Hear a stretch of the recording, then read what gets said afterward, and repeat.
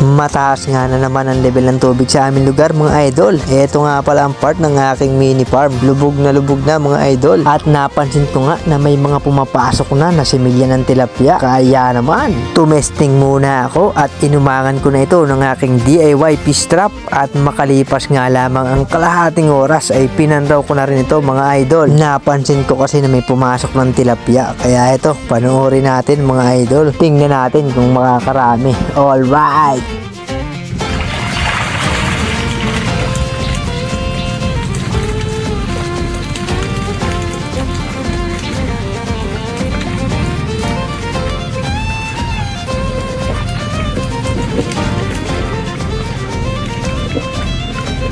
Para sa ating unang arangkada mga idol, napakaganda ng size. Saglit na lang ito mga idol, pakikinabangan na. Alright, ang lalapat na mga idol, ang tataba pa. Tamang-tamang panghulog sa ating mga fish cage. Sana lamang ay magtuloy-tuloy ang ganitong klaseng panghuli ng fingerlings. At sana rin ay swertehin na tayo sa ating mga palakaya para makaharvest naman tayo ng maganda-ganda. At ito, nagragrag pa nga ako ng isang fish trap at sa umaga ko na ito papantawin mga idol. Alright!